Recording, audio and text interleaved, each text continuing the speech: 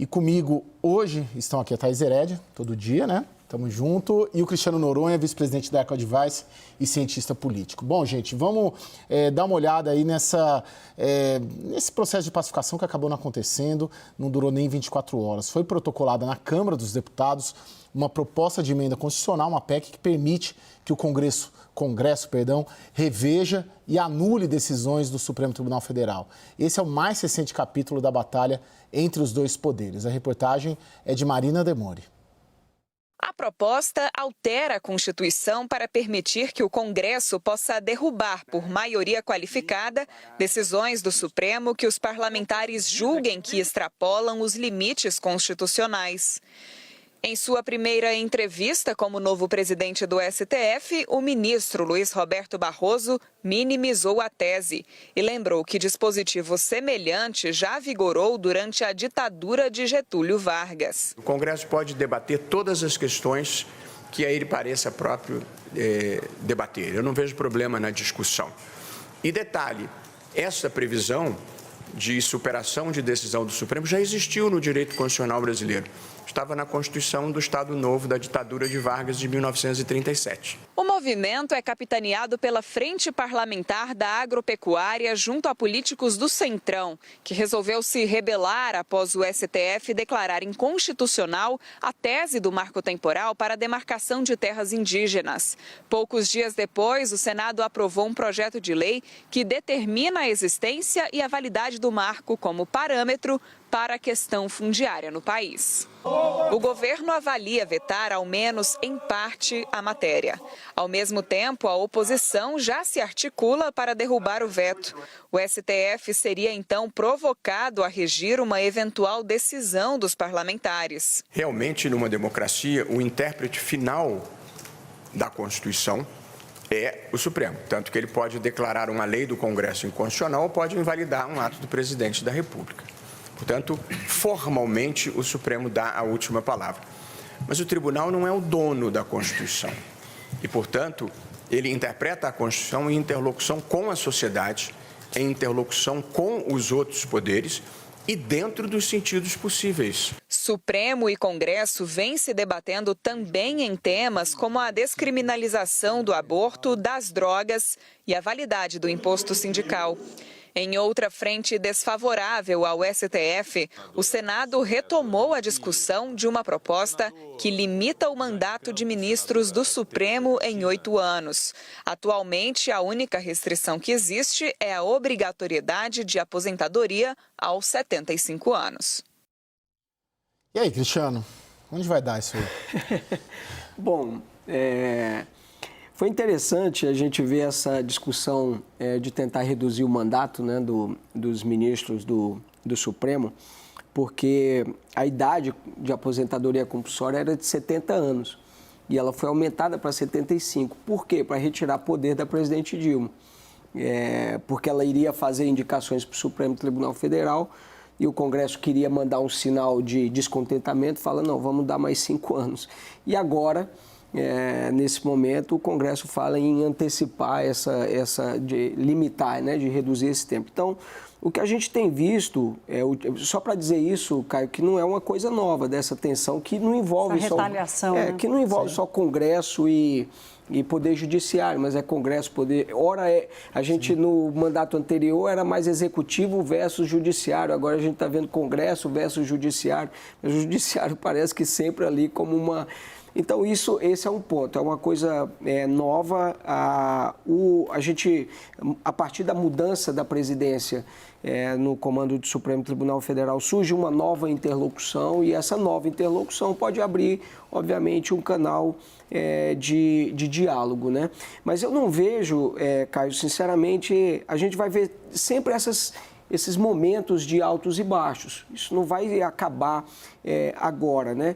Eu me lembro quando o presidente Lula tomou posse, por exemplo, ele mesmo fez uma recomendação ao seu próprio partido, o PT, dizendo que eles tinham transformado o Supremo Tribunal Federal numa terceira instância, no sentido de que se perdia uma votação na Câmara, aí perdia-se no Senado e eles iam tentar reverter isso no Supremo Tribunal Federal, ou seja, o excesso da judicialização.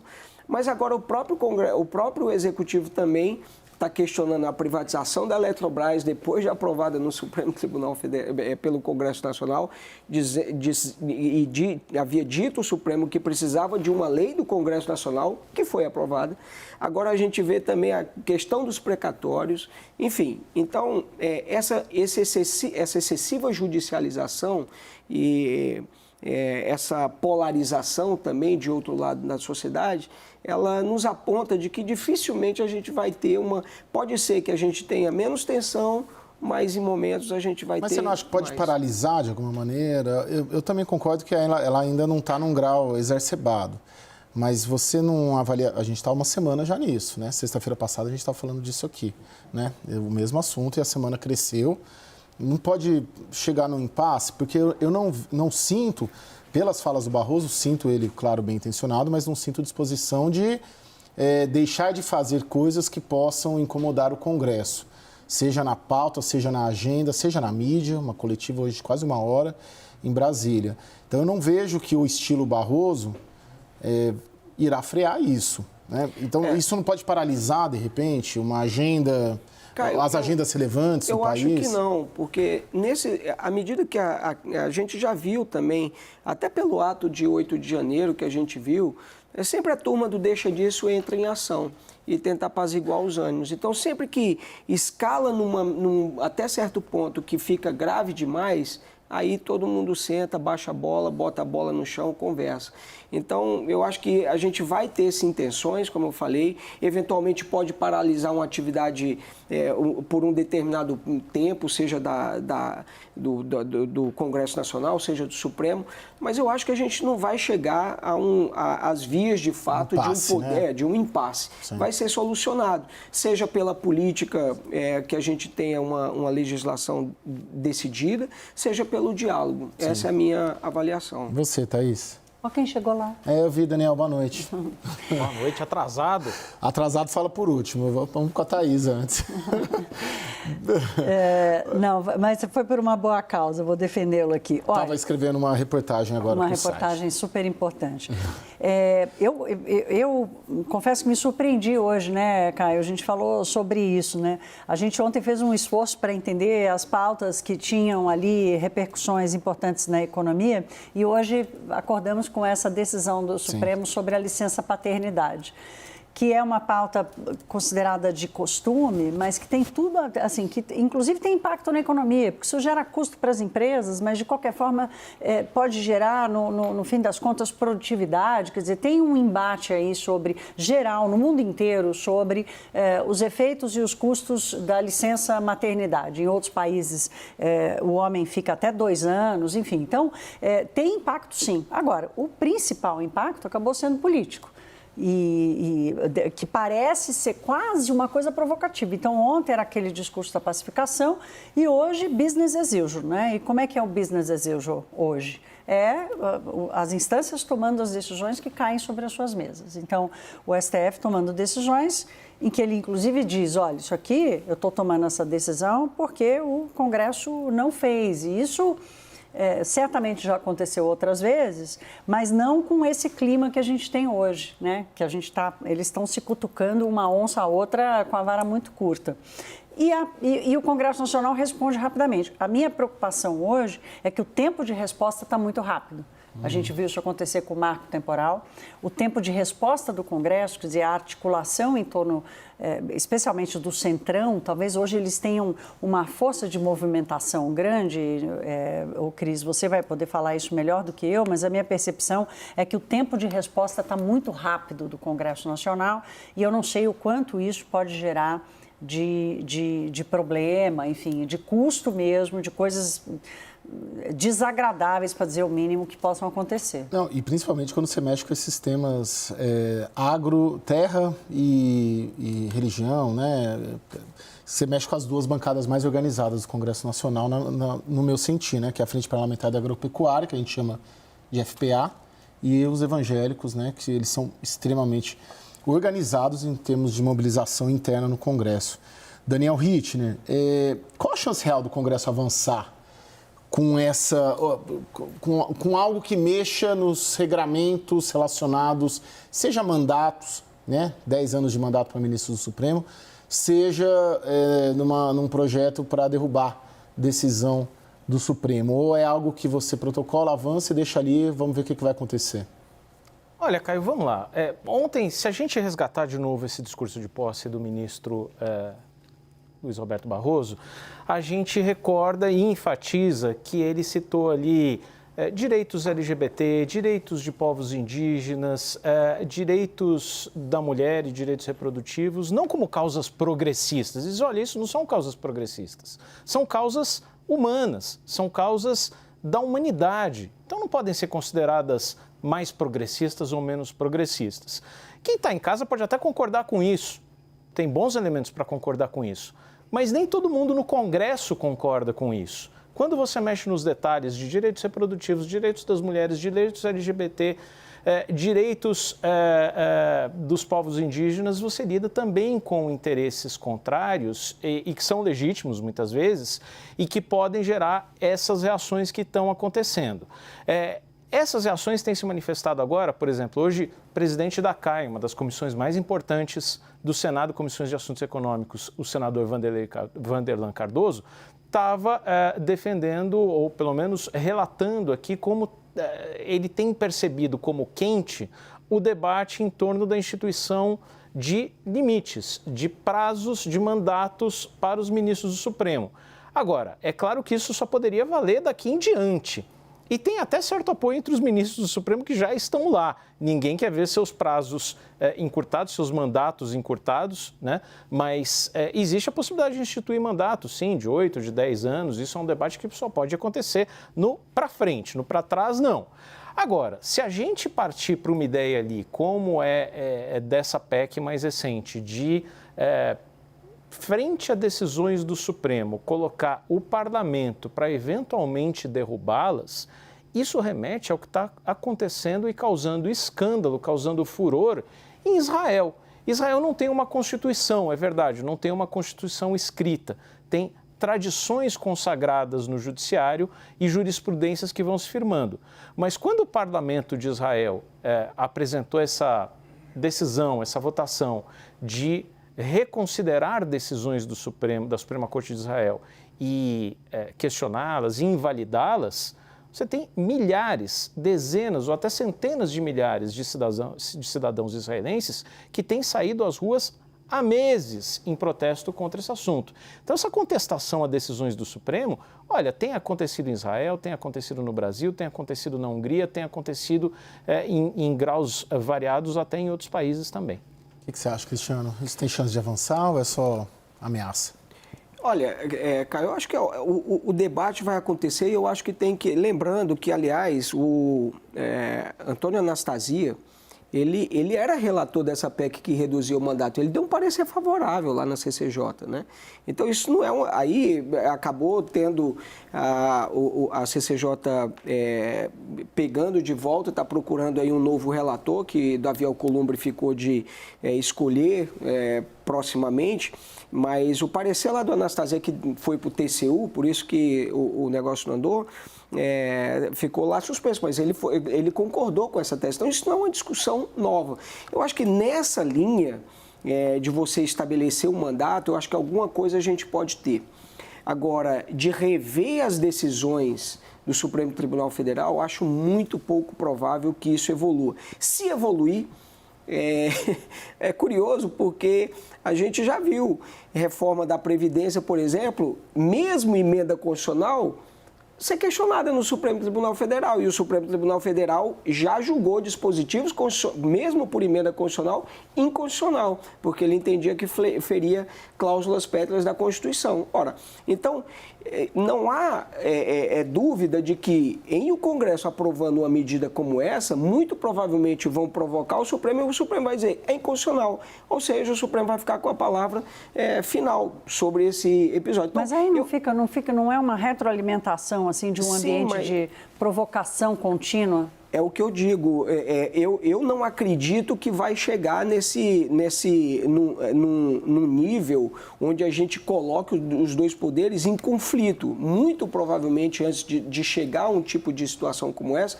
muito provavelmente vai surgir um intermediador, alguém que possa fazer essa reconciliação e eventualmente frear. Olha, o que a gente viu o Haddad fazendo com o Lula e o presidente do Banco Central? Estava numa situação, o Haddad aproximou e houve o diálogo, houve a conversa. No 8 de janeiro, o que a gente viu depois daquela... O Lula foi, o Supremo, o Congresso Nacional também, de maioria, com apoiadores do presidente, foi lá, conversou com o Congresso, botou com o Judiciário, colocaram a bola no chão. Então, a gente já teve sempre muitas tensões no país, mas a gente, nesse período democrático, a gente nunca chegou a um nível que colocasse as instituições absolutamente em risco e não surgisse uma intermediação. Surgiu, mesmo com as Forças Armadas, que ficou nessa situação toda, a gente está vendo o diálogo também evoluir, as coisas acomodarem de um jeito ou de outro, condenando, mandando, mas está acomodando de novo.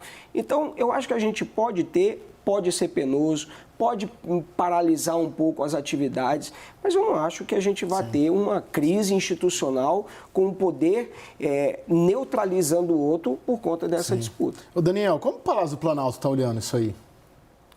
Bom, preocupado, obviamente, e muito mais preocupado ainda com a questão mais imediata, que é a do marco temporal. Você vê que ao longo do dia foram surgindo diferentes correntes ali. Tem gente que defende vetar integralmente o que saiu agora do Congresso, a lei que diz respeito ao marco temporal. Tem gente que fala só em vetos parciais. Tem gente que acha até que Lula deve sancionar e jogar a bola para o Supremo, porque uma vez que a lei seja eventualmente sancionada, o Congresso ou o Congresso derrubando os vetos, isso para de novo no Supremo.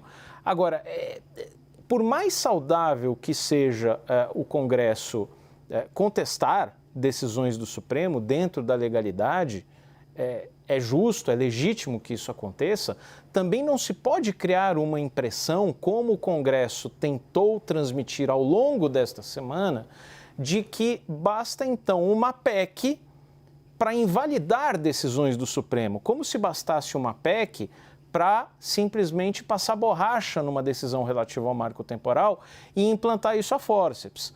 Se fosse assim, alguém poderia ter a infeliz ideia de resgatar por meio de uma PEC a escravidão no Brasil, a partir da quarta-feira que vem.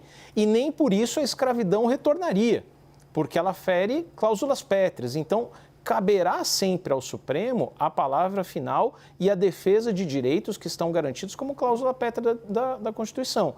É isso que também precisa de uma certa autocontenção do próprio Parlamento. Agora tem uma dificuldade constante, né, Thaís, do Congresso de construir consensos, né, mínimos e na economia também, né? Uma hora vai para cá, outra hora vai para lá. Não fica uma construção perene que fica... E aí, porque essa decisão da licença paternidade é justamente uma decisão sobre uma omissão, né, que é um dos argumentos que o Supremo tem, né? O Congresso não legisla, o Supremo é provocado e acaba tomando uma decisão e determinando que o Congresso faça. Tem uma previsão constitucional para isso. Não, tem, mas assim, aí eu junto essa preocupação de hoje com um tema que nós tratamos ontem aqui no WW, que é sobre a agenda econômica do STF, né, Caio? Porque tem lá temas super sensíveis, já trouxemos alguns aqui, Eletrobras, Petrobras, agora a questão dos precatórios, enfim, com repercussão geral. Hoje, por exemplo, o Barroso, na entrevista coletiva que ele deu, ele disse, falou, a responsabilidade fiscal não é uma... Ideologia, né? Não é ideologia, exatamente. Não é ideologia, mas ela não pode ser feita às custas de uma injustiça social. Foi isso que ele falou. E lembramos que ele contratou um economista para fazer. Então, e o Congresso Nacional está sob uma pressão fortíssima para aprovar um monte de projetos. Então, no vácuo do Congresso Nacional não andar com as aprovações, Será que o governo já está indo buscar o STF para decidir várias coisas? Então, a minha preocupação é um pouco essa, assim. Enquanto houver vácuo, quem está atrás da solução vai buscar quem? Se houver um vácuo do STF, busca o Congresso, marco temporal. Se houver um vácuo do STF, vai buscar o Congresso Nacional? Quer dizer, qual é de novo, do timing, né, das decisões sobre a economia, por exemplo, que vai colocar embates inescapáveis entre o STF e o Congresso Nacional? Porque o ponto também, Caio, é importante que uma decisão do Congresso de não legislar sobre determinado tema é também uma decisão política. Então, e isso tem que ser resolvido na política e o Supremo também. Agora, o Supremo também, ele está sendo muito criticado pelo fato de, por exemplo, as ações contra as pessoas lá do ato de 8 de janeiro. Existem muitos juristas questionando o fato de você fazer esse tipo de julgamento por meio do plenário virtual, por exemplo. Porque os ministros, dificilmente, eles vão depositando os votos ali, mas eles não necessariamente olham e a defesa quer ter a certeza de que o ministro o ouviu ou leu, mas por ali não tem nenhuma comprovação de que a defesa dessas pessoas foi ouvida, né? Então, existe também, isso foi adotado na pandemia e o Congresso Nacional o Supremo Tribunal Federal tem exagerado nessa questão de levar temas para o plenário virtual e temas muito polêmicos. Recentemente foi levado uma matéria de natureza tributária importantíssima, que era aquilo que foi transitado e julgado em matéria tributária, se o Supremo mudasse de opinião, aquilo que lá atrás tinha as empresas, ok, que bom que decidiu a meu favor, mas elas teriam que pagar, então, porque o Supremo mudou de jurisprudência. Ora, uma questão como essa foi levada para o plenário virtual, uma questão que afeta muito o dia a dia das empresas também. Não, afeta a economia diretamente, porque aumenta a insegurança, aumenta o custo de transação, operação e funcionamento da economia. A gente já tratou bastante disso aqui. Então, não é que às vezes parece muito distante, né? Uma decisão que é tomada lá no Congresso Nacional ou mesmo no STF, parece que tem uma distância enorme até o dia a dia das pessoas. Mas não é. No dia que o STF toma uma decisão que gera qualquer dúvida sobre uma decisão de investimento ou de consumo, enfim, mas basicamente de investimento, isso já afetou a economia. O Daniel está pedindo a palavra. Daniel, bem brevemente para a gente ir para o break, por favor. Tem um ponto que eu acho importantíssimo, reputo importantíssimo da gestão Barroso, que pelo menos sinaliza que quer implementar, que é transversal a todos esses pontos aqui que a gente passou. E a gente não teve a oportunidade de debater ontem, porque a gente estava devidamente preso às ideias, às diretrizes que ele pretende dar. Mas tem uma que é de processo. Luiz Roberto Barroso quer que as defesas, as sustentações orais no plenário do Supremo tenham mais importância. Porque hoje o que acontece? Tem ali algum debate, alguma pauta, o advogado defende a sua tese, e ele tem pouca influência nos votos dos ministros que normalmente, inclusive, já estão preparados.